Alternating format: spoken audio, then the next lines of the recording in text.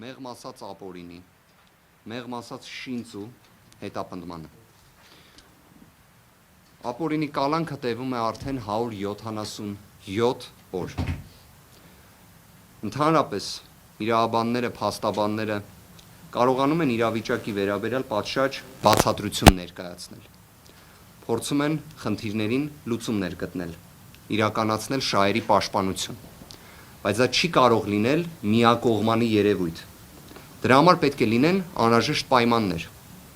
Սամվել Կարապետյանի գործով Հայաստանի Հանրապետությունում անհրաժեշտ պայմանները առկա չեն։ Սամվել Կարապետյանի գործով իրավունք,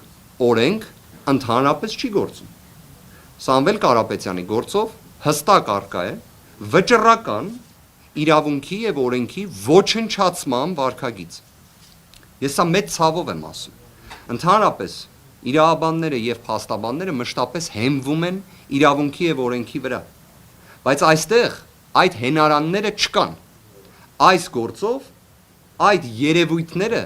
բացակայում են։ Ինչն է առկա, շատ հստակ։ Առկա է քաղաքական հետապնդում, առկա է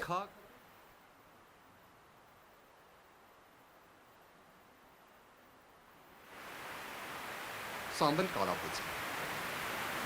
Ինչով է այս ամենը հիմնավորվում։ Ես չեմ հոգնելու դա կրկնելուց։ 2025 թվականի հունիսի 17-ին Հայաստանի Հանրապետության ամենաբարձր պաշտոն զբաղեցնող անձը, ով իր կարգավիճակով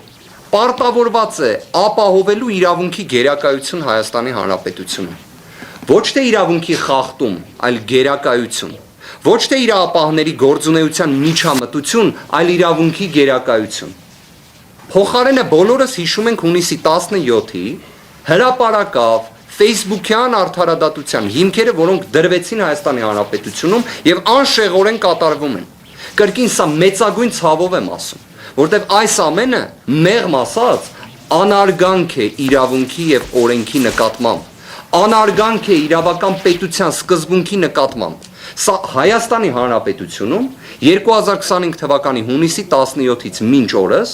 իրավական պետության սկզբունքը, որը ի թիվս այլի երաշխավորում է, որ կալանքները չեն կարող լինել ապօրինի, որ դատարանները պետք է լինեն անկախ, որ քննիչները պետք է լինեն անկախ, որ դատախազները պետք է ապահովեն օրինականության, հսկողություն, նախաքննության, դրանք բոլորը տապալված են։ Այսինքն պարզապես կարելի է վերցնել քրեական դատավարության օրենսգիրքը, նշել Սամվել Կարապետյան անունը եւ փակել քրեական դատավարության օրենսգիրքը, որտեղ այն չի գործում։ Այն չի գործում 177 օր շարունակ։ Վերաքննիչ դատարանը նախագահությամբ տիկին Ժենյա Մելիքսեթյանի ուներ բոլոր հնարավորությունները, օրինակ, ցույց տալու, որ այս նախաբանը, որը ներկայացրեցի քիչ առաջ, իրականության հետ առնչություն չունի։ Ինչ որտեղ հեշտ խնդիր է, չէ՞։ Մենք բոլորս արեստավարժ իրավաբաններ ենք։ Եթե մենք կարողանում ենք հիմնավորել հակառակը, իսկ դրա փոխարեն դատախազն ու քննիչը, որոնք համատեղ են գործում, իդեպ այդպես չպետք է լինի։ Դատախազը անկախ պաշտոնատար անձ է, որ քննիչին հսկողն է, բայց այս գործով իրենք համատեղ են գործում։ Իդեպ այդպես է եղել 2025 թվականի հունիսի 17-ից, որտեղ այս գործով հաղորդում կոչվածը ներկայացրել է հենց գլխավոր դատախազ տիկին Աննա Վարդապետյանը եւ այդ պնդումը կատարում են քննիչները մինչ օրս։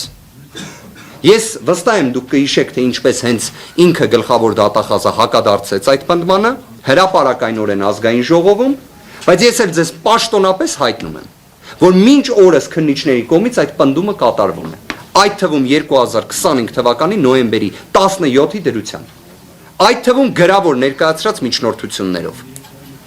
Այո, իրենք գործում են համատեղ, քննչականը եւ դատախազությունը։ Գործելով համատեղ չեն կարողանում մեկ փաստարկ ներկայացնել, թե ինչի համար Սամվել Կարապետյանը պետք է լինի կալանավորված։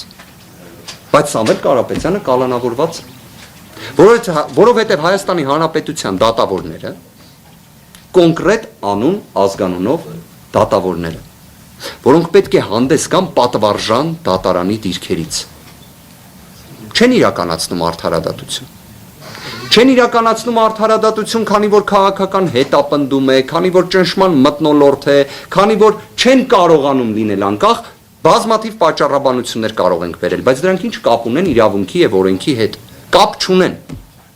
Կապ չունեն։ Դատավորները ամենանույնիսկ ծանրագույն դիրքում հայտնվելով իդեպ միջազգային փորձը նման բազմաթիվ դեպքեր գիտի եւ ունի։ Դատավորները պետք է լինեն անկախ։ Ամենանույնիսկ ծանրագույն ճնշման պայմաններում պետք է լինեն անկախ։ Սամվել Կարապետյանի գործով նման անկախություն ենթադրող, պահանջող դատավոր չի կարողանում լինել։ Բայց արդյոք սա պատճառաբանում է։ Արդյոք սա արդարացում է։ Երբեք ոչ, եւ չի կարող լինել։ Եվ այստեղ մի հետաքրքիր հանգամանք կա։ Մեր ոլորտում ամեն ինչ ի վերջո ունենում է փաստաթուղթ, գրավոր տեսքով։ Ի վերջո լինում են գրավոր որոշումներ։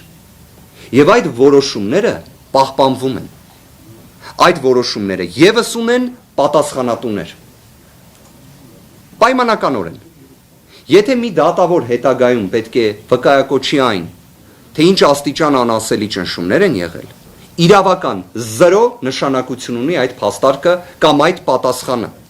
որովհետև որոշման եզրափակիչ մասում միշտ գրվում է դատավորի անուն, ազգանունը։ Եվ այդ փաստաթղթերը պահպանվում են։ Իսկ ընդհանրապես իրավունքի տեսությունից սկսած, երբ դեռ նույնիսկ չկային կոդիֆիկացված փաստաթղթեր, պատասխանատվության անխուսափելիության սկզբունքը կա, լինելու է եւ գործելու է։